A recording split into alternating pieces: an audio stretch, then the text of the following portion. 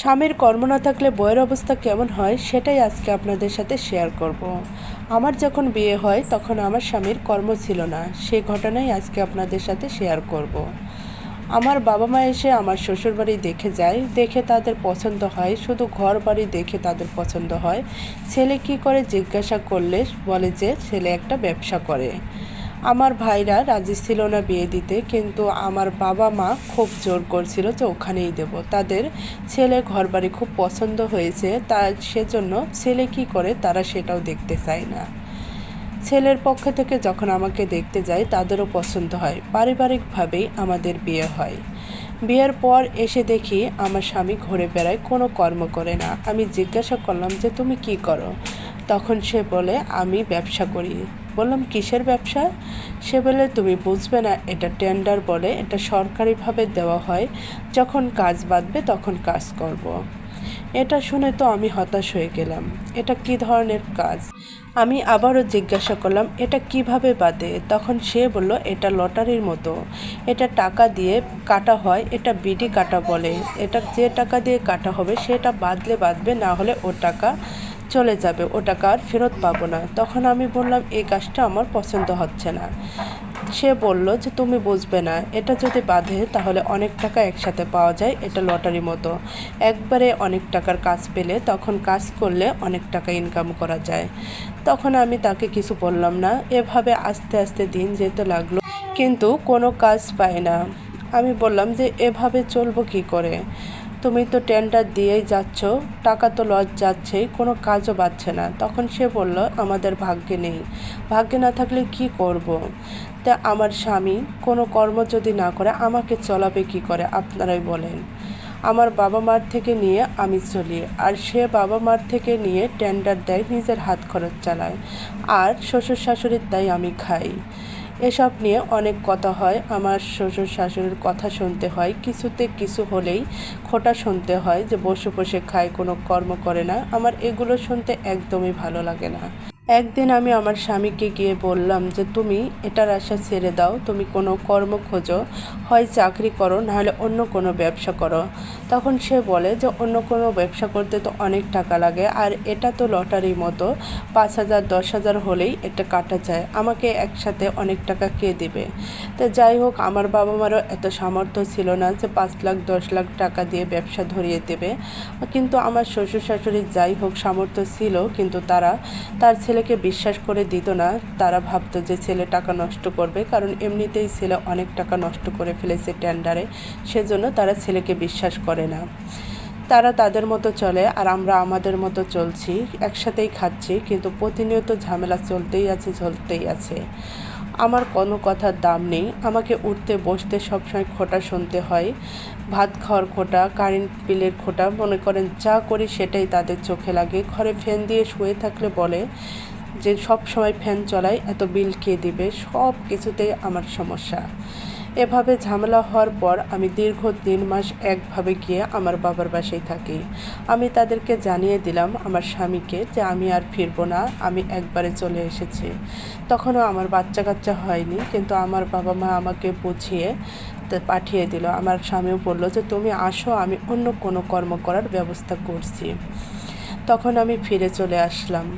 কিন্তু যাই, ওই যে সমস্যা, সংসারে যদি স্বামী টাকা না দেয় তাহলে সেই সংসারে বইয়ের কোনো মূল্য থাকে না। তা আমারও ওই একই অবস্থায়, আমি ফিরে এসেও কোনো সমাধান হলো না, ঝামেলা চলতেই থাকলো। এর মাঝে আমার বড় ভাসুর, সে তো ভালো একটা চাকরি করে, সে প্রতি মাসে মাসে চাল কিনে দিত, তেল কিনে দিত, আর কিছু টাকা আমার শাশুড়ির হাতে দিত। এটা আমার শাশুড়ি মনে চাইলে সংসারে খরচ করতো, না চাইলে সে নিজের কাছে রেখে দিত, আর আমার শ্বশুরের টাকায় সংসার চলতো। এজন্য আমার বড় ভাসুর বড় যা আমার শাশুড়ির কাছে খুবই ভালো ছিল। কিন্তু মনে করেন আমাকে কিছুতে কিছু হলেই অনেক কথা শোনাতো। এভাবে চলতে চলতে আমি একসময় কনসিভ করি। এটা আমি কাউকে জানা না, কারণ কেউ আমার সাথে ভালোভাবে কথা বলে না। আমি আমার মতো থাকি, আমার মতো কাজকাম যা করার করি, খাওয়ার সময় খাই, আমার সাথে কেউ ভালো করে মেশেও না, কথাও বলে না। তা আমি হঠাৎ করে বমি করছি, তখন আমার বড় যা বলে, তোমার কি শরীর খারাপ হয়েছে? আমি বললাম বুঝতে পারছি না, আমার কেমন যেন লাগছে। তখন সে বলে একটা টেস্ট করে দেখো। তা আমি টেস্ট করে দেখি যে সত্যিই আমি কনসিভ করছি। তখন এটা আমার শাশুড়ি জানার পর আমার উপর তো খুব রাগারাগি করছে যে ছেলেকে খাওয়াচ্ছি, বৌমাকে খাওয়াচ্ছে, আবার কি নাতিপুতিকেও খাওয়াতে হবে? কর্ম না করেই আগেই বাচ্চা কাচ্চা নেওয়া, এটা আমার একদমই পছন্দ না। যা হওয়ার হয়ে গেছে, এই মুহূর্তে অ্যাবর্শন করে ফেলো। আগে একটা কর্মের ব্যবস্থা করুক, একটা চাকরি বাকরি হোক, তখন বাচ্চা নেওয়ার চিন্তা করো। এখন এটা নষ্ট করে ফেলো। তখন আমি বললাম, এর তো কোনো দোষ নেই, আল্লাহ দিয়েছে তাই হয়েছে, আমি এটা কোনোভাবেই নষ্ট করতে পারবো না। আর আমার বিয়ের 2 বছর পার হয়ে গেল, আর বাচ্চা কাচ্চা নেব কবে, মানুষ করব কবে? তখন আমার শাশুড়ি বলে, বাচ্চা কাচ্চা মানুষ করতে টাকা লাগে, টাকা পয়সা আছে বাচ্চা কাচ্চা মানুষ করার? আমি এর কোনো উত্তর দিতে পারি না। তখন ঘরে এসে খুব কান্নাকাটি করি। আমার স্বামীকে বলি, আমি এখন কি করব? আমি এই বাচ্চাটা কোনো মতেই নষ্ট করতে চাই না। তখন আমার স্বামী বলে, না তুমি নষ্ট করো না, যে যাই বলুক তুমি রেখে দাও, আল্লাহই একটা ব্যবস্থা করবে। আল্লাহ দিলে আল্লাহ খাওয়ার ব্যবস্থাও করে দেবে। আমার যখন বাচ্চা পেটে 6 মাস, তখন আমার শাশুড়ির সাথে আমি ডাক্তারের কাছে গেলাম। আলতা করে ডাক্তার বলল সব কিছু ভালো আছে, জানালো যে ছেলে হবে। আমার স্বামী খুব খুশি, বাড়ির সবাই খুশি, কিন্তু আমার শাশুড়ি উঠে বলছে, ছেলে না হয়ে যদি মেয়ে হতো আর একটা যদি চাকরি হতো তাহলে আমি বেশি খুশি হতাম। কথা শুনে আমার মনটা খুবই খারাপ হয়ে গেল। চাকরির সাথে আমার ছেলের তো কোনো সম্পর্ক নেই, আল্লাহ খুশি করে আমার ছেলেকে দিচ্ছে, এখনও তো সে পৃথিবীতেই আসেনি। যাই হোক, এ নিয়ে মন খারাপ করে কোনো লাভ নেই। চলে আসলাম বাসায়। আসার পর এই ঘটনাটা আমার স্বামীকে বললাম যে তুমি যেভাবেই হোক আমার সন্তান পৃথিবীতে আসার আগে তুমি একটা চাকরির ব্যবস্থা করো। সে বলে, আমি তো চাকরির চেষ্টা করছি কিন্তু হচ্ছে না, মুক্তি বললেই তো আর চাকরি হয় না। চাকরির জন্য যে টাকা পয়সা লাগবে সেটাও দেয় না। মা বাবার থেকে টাকা পয়সা চাইলে বলে বউকে খাওয়াবি বোর বাবার বাসায় থেকে নিয়ে। কিন্তু আমার বাবার বাসায় এতটা সামর্থ্য ছিল না যে 4-5 লাখ টাকা দিয়ে চাকরি দিবে। কিন্তু বাবা মার সামর্থ্য থাকা সত্ত্বেও চাকরির জন্য টাকা পয়সা দিত না, একমাত্র আমার কারণে। যে কর্ম করে কি আমাদের খাওয়াবি, যে আমাদের টাকা পয়সা সব নষ্ট করব?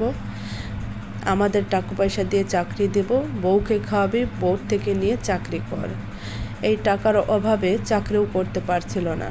আর আমার বড় ভাসুর টাকা দিত না, বলতো ও কোথায় জমা দেবে, টাকা আদৌ চাকরি হবে কিনা, টাকা ফেরত পাবে কিনা, শেষে টাকাগুলোই নষ্ট হয়ে যাবে।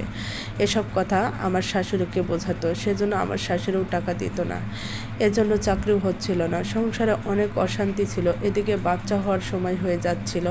মনে করেন তখনও আমার ওই সংসারে কোনো দাম মূল্য ছিল না। তারপর আলহামদুলিল্লাহ আমার বাচ্চাটা নর্মাল ডেলিভারি ছিল, ভালোভাবেই বাচ্চাটাও হয়েছিল। বাচ্চা হওয়ার কিছুদিন পরেই আমার স্বামীর অ্যাপয়েন্টমেন্ট লেটার চলে আসে, সরকারি চাকরি হয়ে যায়। আমার ভাসুর কিন্তু একজন ডিপ্লোমা ইঞ্জিনিয়ার ছিল, তার শখ ছিল সরকারি চাকরি করার, কিন্তু সে কোনো মতেই পাচ্ছিল না। পরে বাধ্য হয়ে সে বেসরকারি চাকরি করছিল, কিন্তু তার অনেক বেতন ছিল আর আমার স্বামীর কম বেতন ছিল। যাই হোক, কেউ মনে করেন না যে আমার স্বামীকে টাকা পয়সা দিয়ে আমার শাশুড়িরা চাকরি নিয়ে দিয়েছে, তা কিন্তু না। আমার শ্বশুরের খালাতো ভাই ছিল এমপি, সেই কিন্তু চাকরিটা দিয়েছে। এটাও কিন্তু বানানো গল্প না, এটা একদম 100 বাস্তব ঘটনা বলেছি। এটা আমার জীবনের কাহিনী।